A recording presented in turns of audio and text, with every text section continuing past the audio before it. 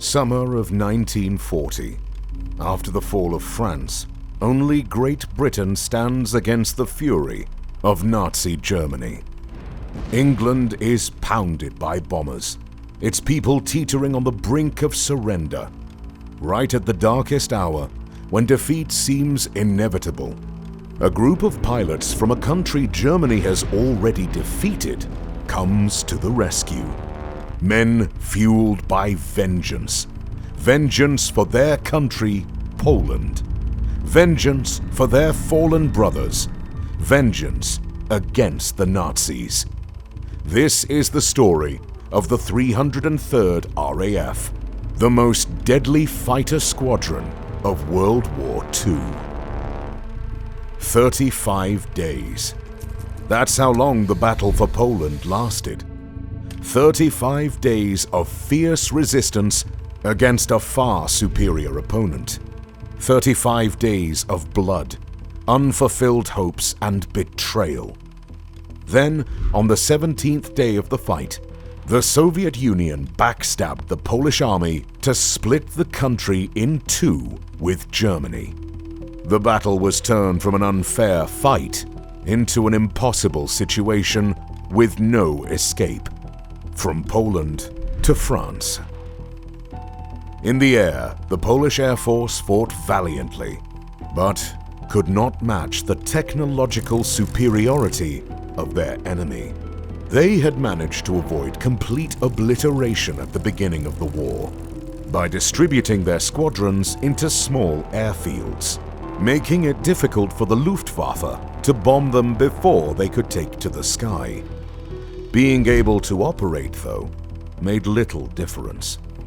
German aircrafts outnumbered Poland almost 3-1, and their standard aircraft, the Messerschmitt Bf 109, was superior in every way to the Polish PZL-P11. The few German planes destroyed were taken down by sheer skill, defeated by men unwilling to surrender even against a superior enemy.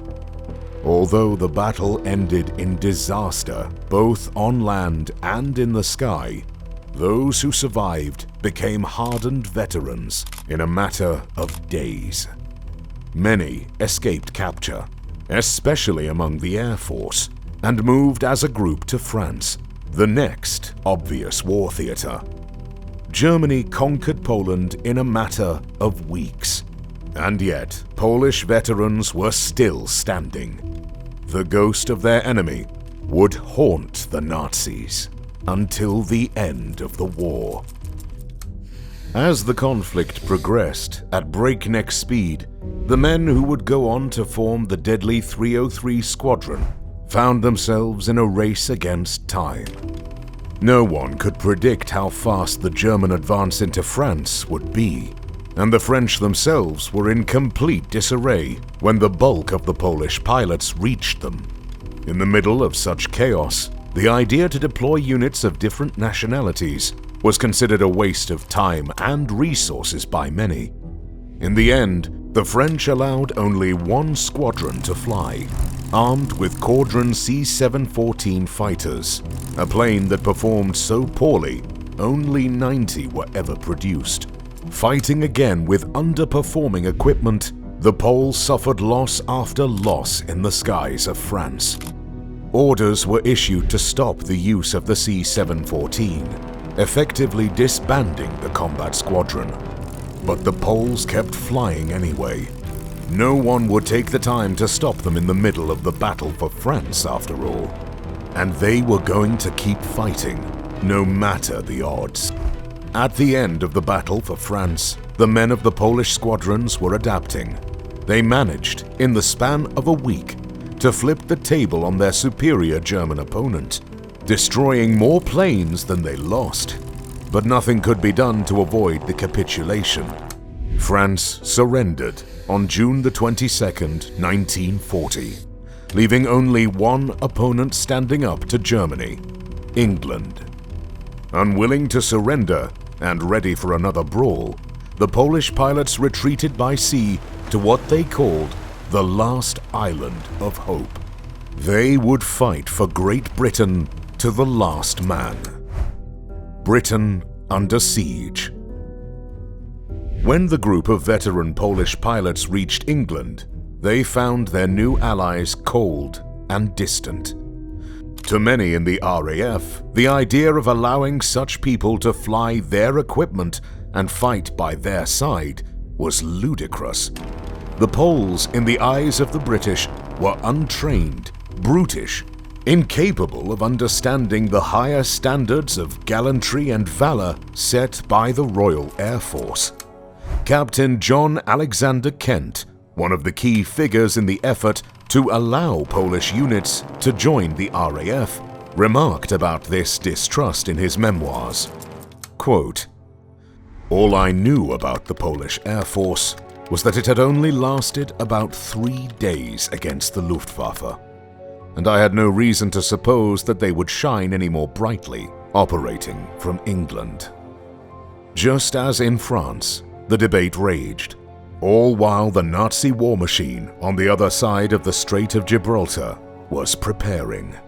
The invasion of Britain, Operation Sea Lion, was coming.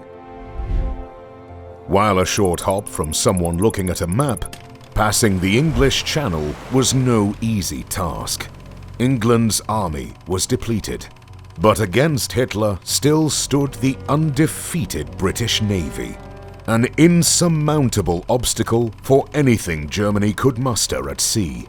In order to find a way around this problem, Hermann Göring, chief of the Luftwaffe, proposed to leverage their air superiority to rule the skies.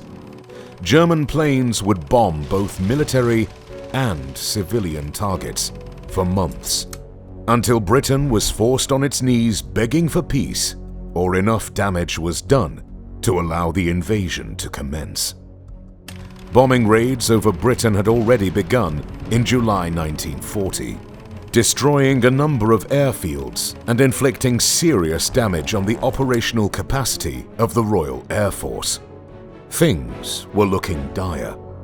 But luck struck in an unorthodox way when an accidental bombing altered the course of the war in favor of the Allies. A lone German bomber mistakenly dropped his payload on London.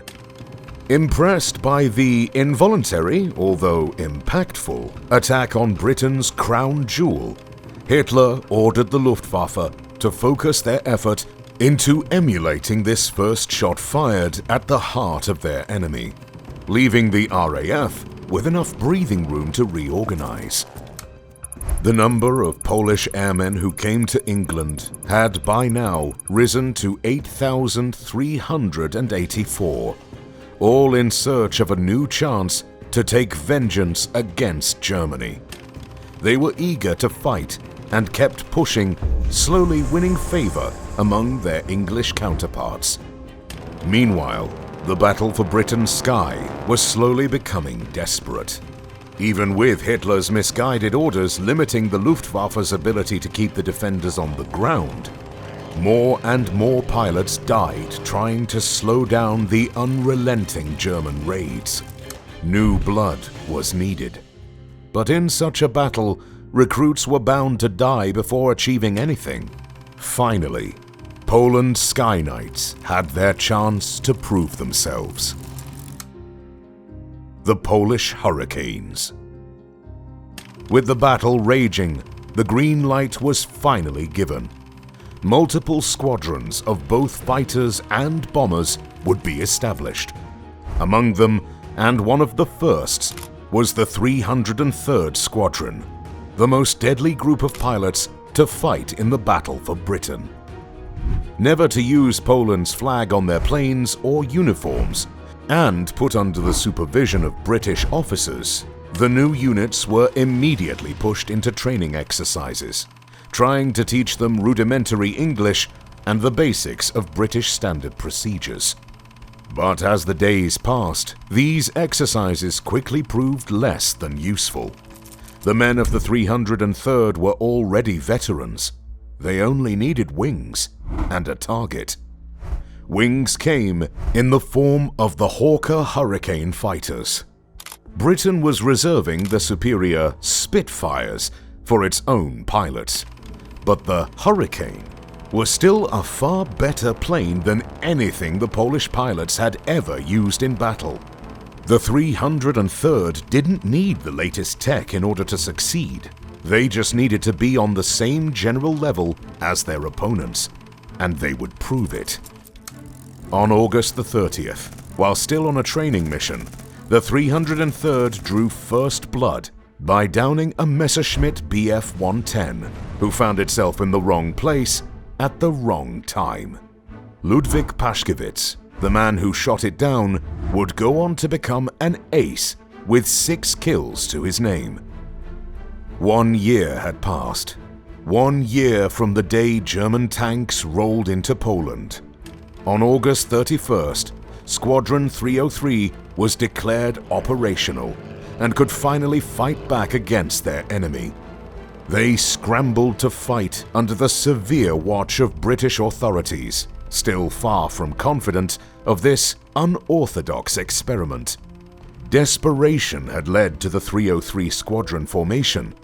Desperation had forced those in power to allow it to fly and fight. The Poles had a lot to prove, and they were rearing to do so. To many, the skies of England at the time could look like hell. But to the men of the 303rd, it was a target-rich environment. During their first mission, suffering no casualties, the squadron shot down 4 Messerschmitt Bf-109s over Kent, with 2 more unconfirmed kills to add to the tally. In early September, the squadron was called to action again and again as their reputation grew. People in London could not get enough of the stories of reckless valor of these men, who put their life on the line to destroy the planes pounding their homes. On the 5th of September, one such story unfolded as Stanislaw Karabin, after destroying a first Bf-109, forced a second to crash by flying on top of it, causing the pilot to panic. A kill with no bullet, achieved by sheer, suicidal bravery. On September the 7th, the 303rd destroyed 14 confirmed targets, with 4 more being probable without losing a single plane.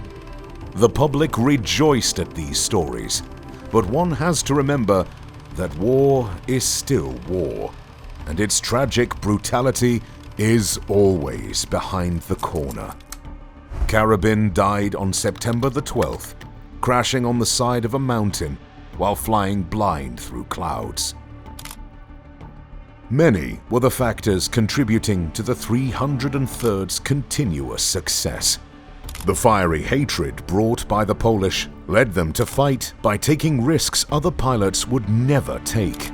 They were often quick to take the initiative, ignoring orders and acting on instinct alone. This independence wasn't just derived by some sort of Polish fighting spirit, but was fostered by the technical limitation of Poland's air force at the time when these men were being trained. Usually, the old planes on which the men of the 303rd had learned to fly and subsequently fight were not equipped with a radio, a luxury reserved only to their commander, meaning that the only way to give and receive orders was by hand gestures. This limit meant that every single fighter pilot was usually used to relying on his judgment to assess the situation in the middle of a fight, when communicating in such a way would become impossible. Unsung heroes of the 303rd's exploits were, as testimonies by the pilots themselves, their ground crews. Most of these men, unable to directly fight against their hated German enemy, found their avenue of vengeance by dedicating themselves completely to their job, maintaining, repairing, keeping the Hawker Hurricanes assigned to them in tip-top shape. They worked relentlessly, only resting when all tasks were completed. Lastly, but maybe more importantly, having fought in desperate situations again and again, the men of the 303 were the result of an unmerciful process of natural selection. Those who survived to see the Battle of Britain had found ways to survive fighting in old, practically useless planes, and were more often than not capable of crash landing safely when downed during their fight in England. They survived. They learned and adapted, one by one, becoming recognized as aces, true warriors of the sky, leaving behind them only wrecks and dead Nazis, unmatched hunters. To become an ace, a man has to shoot down at least 5 enemy planes, a feat not often achieved in skies, where every mistake led to immediate death. The 303rd counted 9 aces among its ranks, a testimony to their ability to survive battle after battle against all odds. As victories piled on and on, the 303rd was even investigated by elements in the RAF who considered their numbers to be exaggerated, being higher than any British squadron. The investigation led to no discovery, as even attaching observers to their unit only confirmed the numbers of their harvest of vengeance. It's easy to believe the results of such an investigation, as the RAF had every incentive to prove the superiority of their own units against the numbers of people who trained and learned to fight in a completely different way. Not to be completely outdone by his Polish men, Captain John Kent, having overcome any doubt about the skills of his pilots, managed impressive feats. On the 1st of October 1940, he found himself alone, flying along a gargantuan fleet of 40 Bf-109s. During the ensuing dogfight, he destroyed 2 and incredibly survived to tell the tale. Battle after battle, the Luftwaffe was slowly beaten back as their losses piled on, proving that the massive bombing strategy was becoming a liability. The battle for Britain was over by the end of October, as it became apparent that the RAF wasn't being pushed over the edge, and that continued fighting would only serve to bleed away their air force, already heavily engaged on the Eastern Front. The Battle of Britain was the first real defeat suffered by the Nazis in their campaign of conquest. It proved to the world, especially the US, that the German Blitz could still be stopped. The 303rd, alongside the many other Polish air squadrons, proved itself to the world. Polish contribution to the defense of the Isles was recognized in both honors and media, as radio stations and newspapers sang their praise. The pilots of the 303rd were tested to their limit during the Battle of Britain, but when the fight was over, their campaign of vengeance wasn't nearly done. They kept going, participating in a number of missions over Europe, escorting bombing squadrons that would hit the Germans just as they had hit Britain. They flew Spitfires, the best planes Britain could muster, and were now considered at the same level as their English counterparts. Over 42 days of fighting, after only being allowed to fly when the battle was already raging, the 303rd Squadron scored 126 kills, becoming the highest-scoring unit among the defenders of Britain. Among the aces of the 303rd Squadron fought men like Josef František, a Czech who chose to present as a Pole and fight alongside them in order to avenge his own country, with a personal score of 17 kills. Witold Urbanowicz, Polish, who led the 303rd, scored 15 kills by himself. When the dust settled, no one doubted the Poles anymore. Commander-in-Chief of Fighter Command, Air Chief Marshal Sir Hugh Dowding, who doubted their ability to effectively contribute to the fight, remarked on his own mistaken assessment, quote, "Had it not been for the magnificent work of the Polish squadrons and their unsurpassed gallantry, I hesitate to say that the outcome of battle would have been the same." The 303rd was a deadly squadron, but some soldiers can make a difference all by themselves. A year after the Battle of Britain, and on the other side of the world, a man would prove this by fighting in the peninsula of Bataan against the raging Japanese offensive. Click to learn the exploits of Arthur Wehrmath, the one-man army.